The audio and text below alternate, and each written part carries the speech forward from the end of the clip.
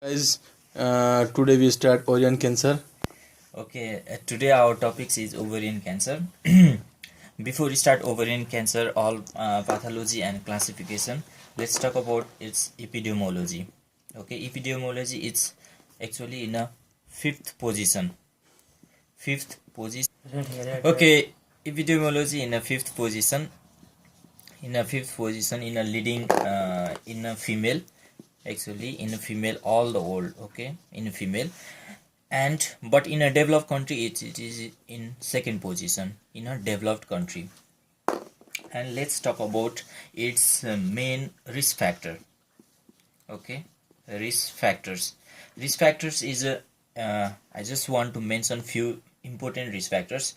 The first is of course age is a more than 60 is the main risk factors. And early menarche as well as the late menopause, and multiple cycle of gonadotropin and cyclophane citrate. It's a drug citrate for ovulations. And personal or family history of cancer, low parity, multiparity, and talc and asbestosis.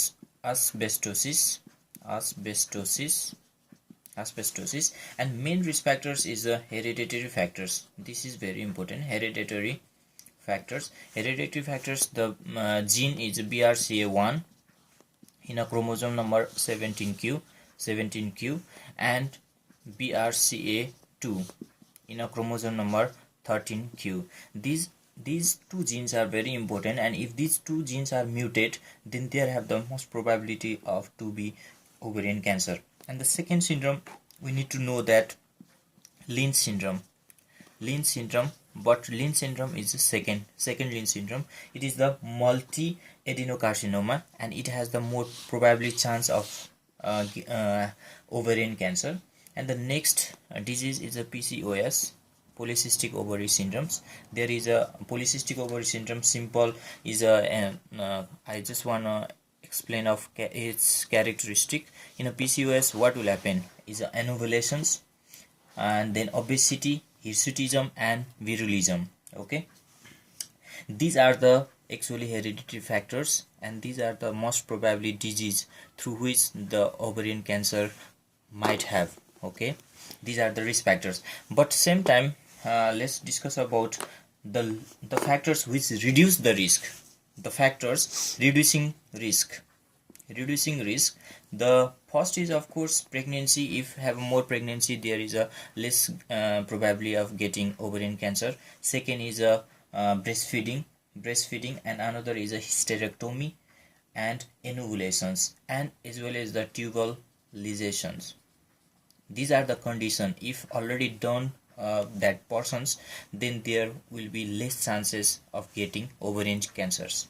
So these are the risk factors. So we need to remember only the main factors. Of course, age, of course, more than 60, early menarche, late menopause, and the multiple using of the gonadotropin or clomiphene citrate drugs for the ovulations, as well as personal as well as the family history of cancer, and low parity, null parity, and using of the talc and asbestosis. But in the hereditary factors, these two genes you must need to remember: BRCA1 in a chromosome number 17q, and BRCA2 found in a chromosome number 13q. If these two genes are mutate, then getting probability chance of getting ovarian cancer. Same times associated with the Lynch syndromes and PCOS, polycystic ovary syndromes. These are the getting risk factors, whereas some factors which can reduce the ovarian cancer. So for example, breastfeeding, multiparity, pregnancy, tubal ligations, then hysterectomy and anovulations. Okay guys, now let's go classifications. The classification, different books follow different classification, but I choose one pathological classifications.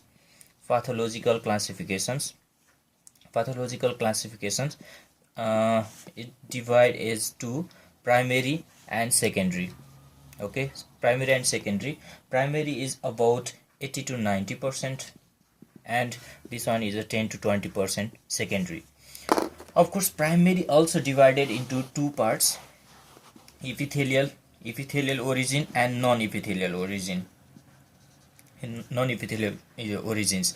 Before discussing this primary, I just want to say about the secondary. Secondary means this is a ovary, and if any metastasis cancer to the ovary, then it is called as a secondary. Means the origin from the different organs, but it distant metastasis occurs, so it is a secondary. That leads 10 to 20%. So the most common metastasis cancer of carcinoma of GIT, and the second most common from breast, we need to remember. But the secondary cancer possibilities are the carcinoma of stomach, carcinoma of breast, gallbladder, liver, pancreas. These are the cancer from the carcinoma. They can metastasize to the ovary.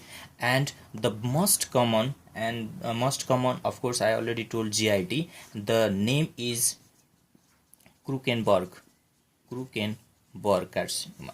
Krukenborg condition is, this is the carcinoma of the GIT origin, and then metastasis to the ovary. This special term is given, Krukenborg, where always this one is occur bilateral in a both side, and the soft tumors, and this one is a movable. But main histologically there is has a mucin producing signet ring cell. This you need to remember, signet ring cells.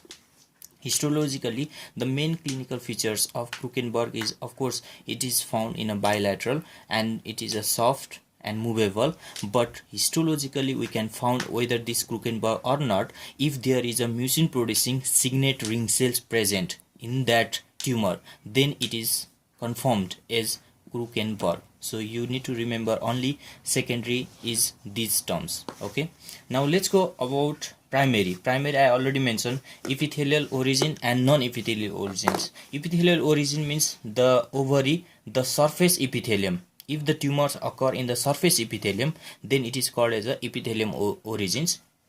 Epithelium origin is classified as, okay, first is a serous, second mucinous, and the third is a endometrioid,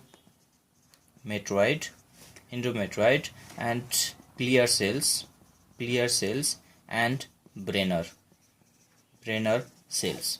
Okay, the epithelium origin, primary also divided epithelium and non-epithelium. Epithelium is classified again serous, mucinous, endometrioid, clear cells, and Brenner cells. And a non-epithelium, the classified into two groups. One is a germ cells. Germ cells means the origin of tumor from the germ itself. The germ cells is the teratoma, dysgerminoma, and endodermal sinus ring tumor, tumors, and choriocarcinoma. This is if the origin is the germ cells. It is classified as a non-epithelium. Germ cell again classified teratoma, dysgerminoma, endodermal sinus, and choriocarcinoma. And the next is sex cord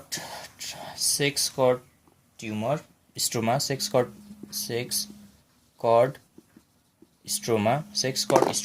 and sex cord stroma is classified as a fibroma and granulosa thicca cell, and sertoli leading cells. Okay, sex cord stroma, fibroma, granulosa thicca cells, and sertoli leading cells. So this is the classification of ovarian cancer. One more time I will again repeat. Okay, again I will repeat. Ovarian cancer by pathological classification classified as a two, primary and the secondary. Primary means the origin from the ovary, okay, itself. So again primary is divided into two, epithelial and non-epithelial origins. And epithelial again classified serous, mucinous, endometrioid, clear cell, and Brenner cell. And non-epithelium also divide into two groups: germ cells origin and sex cord stroma. If germ cell means teratoma, dysgerminoma, endodermal sinus, and choriocarcinoma, whereas sex cord stroma means fibroma, granulosa theca cells tumors, and Sertoli Leydig cells tumor. And a secondary, I already mentioned, if some carcinoma is metastasis to ovary, then it is called as a secondary. And the most common we need to remember is a Krukenberg, and its main feature is signet ring structures histologically. Okay, this is the ovarian cancers classifications.